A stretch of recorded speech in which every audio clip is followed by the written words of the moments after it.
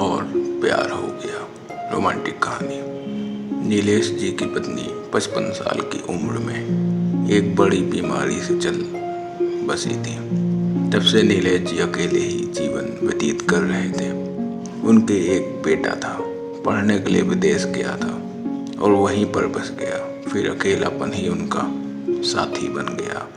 उसके बाद उन्होंने अपना शाम का टाइम रोज़ घूमने का और दिन में अपना दोस्तों के साथ में और दूसरे काम में अपना मन लगाना चालू कर दिया, मगर मन का अकेलापन दूर ही नहीं हो रहा था। ऐसे करते करते 5 साल हो गए।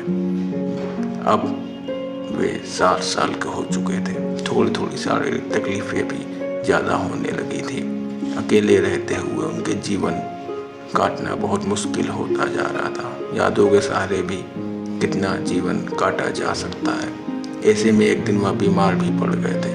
उन्होंने बेटे को फ़ोन करा कि मुझे बहुत तकलीफ़ हो रही है, मुझे अपने साथ ले चलो, अपने वहाँ बुला लो। तो बेटे ने मना कर दिया। वह आने को भी तैयार नहीं था।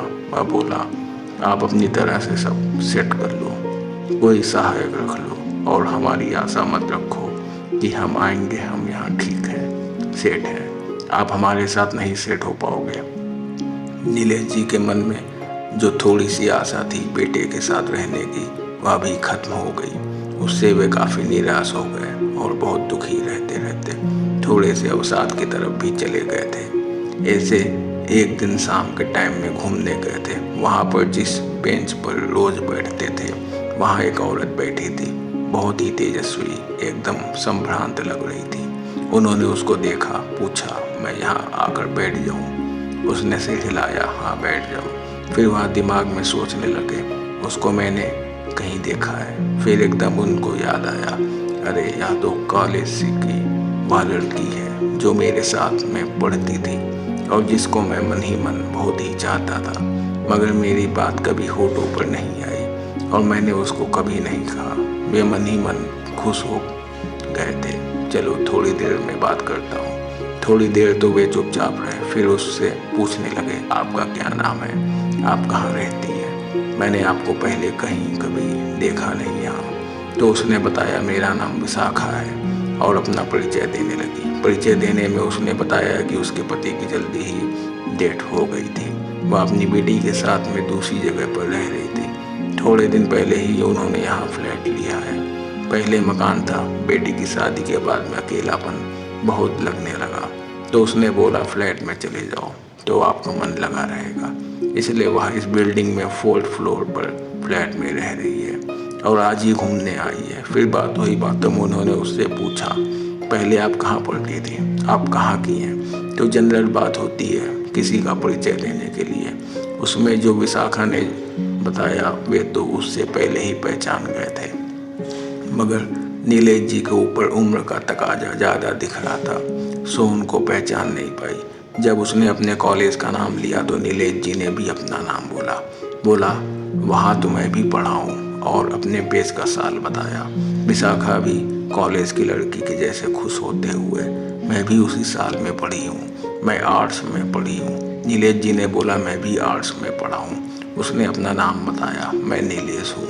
दोनों इतने खुश हुए जैसे पुराने दोस्त मिल गए हैं। नीलेश के दिल में तो पहले से ही उसके लिए सॉफ्ट कॉर्नर था, छिपा हुआ कहीं प्यार था।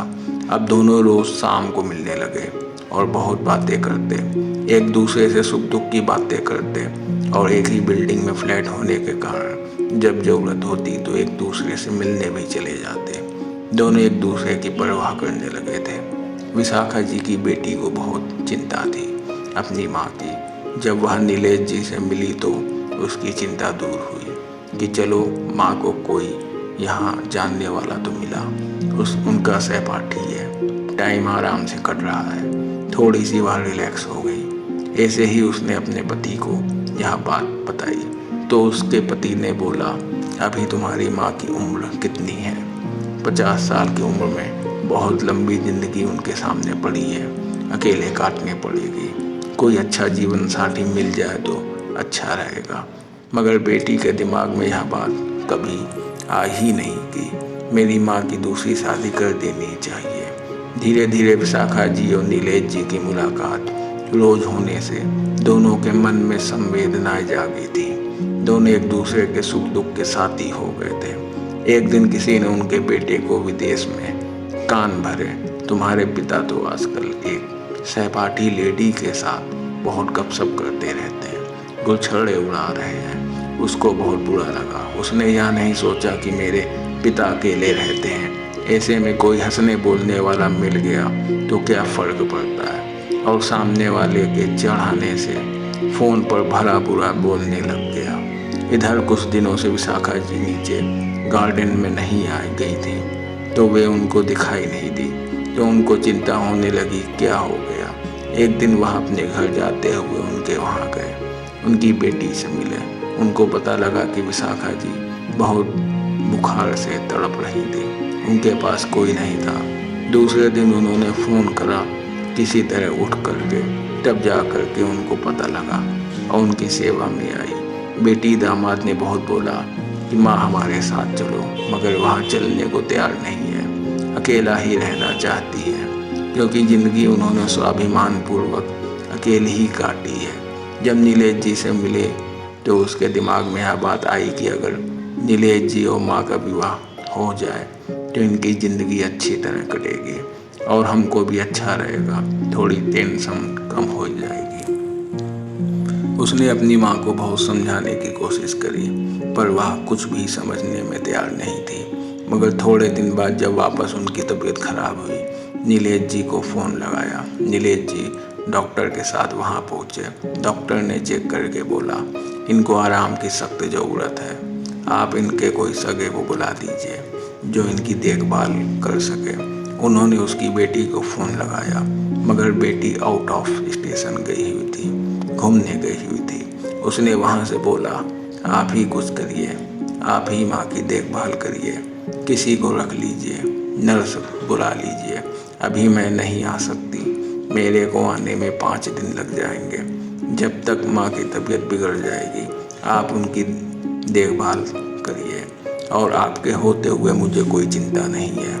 पहले तो नीलेश जी ने बहुत नानो करा, फिर नर्स को बुलाने का ट्राई करा, कोई नर्स भी तैयार नहीं थी रात में आने को। उसने बोला दूसरे दिन के लिए अब क्या करते। उन्होंने उस पूरी रात बैठकर उनकी बहुत सेवा करी। उनका बुखार बहुत तेज बढ़ रहा था, उनको बर्फ़ की पट्टी, पानी की पट्टी से कंट्रोल करा और डॉक्टर की गाइडेंस में सब कुछ करा। यह सब देख विशाखा जी के मन में भी उनके प्रति काफ़ी प्रेम जागृत हुआ। उनको लगा कहीं ना कहीं दिल में यह बात आई, यह मेरे जीवन साथी होते तो अच्छा रहता। अब अकेले रहना बहुत मुश्किल होता जा रहा है। इधर नीलेश जी का मन तो पहले से ही था कि वह विशाखा जी हाँ करे तो उनसे शादी करें। बीच में अर्चन उनका बेटा था, उसको उन्होंने बोल दिया मेरा तेरे से कोई रिश्ता नहीं है, या तो तू आकर मेरे साथ रहे या तो मेरे को लेकर जा। उसने दोनों के लिए मना कर दिया। तो उन्होंने कहा अब मेरे को मेरी ज़िंदगी में मेरी तरह जीनी है, इसलिए मेरे को जो मन आएगा वह करूँगा।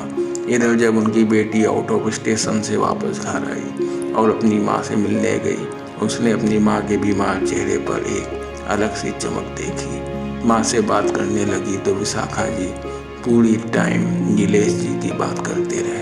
उन्होंने ऐसे संभाला और उनके मुंह पर एक अलग सी चमक और सुकून नजर आ रहा था।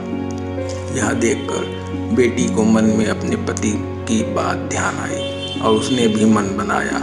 अपनी माँ का मन टटोला, वह ऊपर से मना कर रही थी, मगर बहुत जोर देने पर वह मान गई कि उनके मन में भी नीलेश जी के लिए प्यार उमड़ आया है, मगर वह अपने मुंह पर नहीं ला पाई थी। उधर बेटी जब नीलेश जी से मिली वह बहुत खुश हो गए और उन्होंने उसको बहुत आशीर्वाद दिया, बहुत प्यार किया। फिर उसने अपनी बात कही, क्या आप मेरे पापा बनोगे।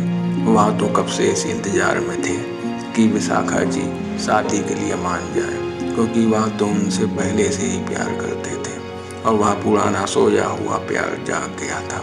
जब उनको पता लगा कि विशाखा जी ने भी प्यार का इजहार कर लिया है तो उन्होंने बेटी से शादी के लिए हाँ कह दिया और उन लोगों ने कोर्ट में बेटी दामाद के साथ जाकर शादी कर ली और सुखपूर्वक अपना जीवन बिताने लगे।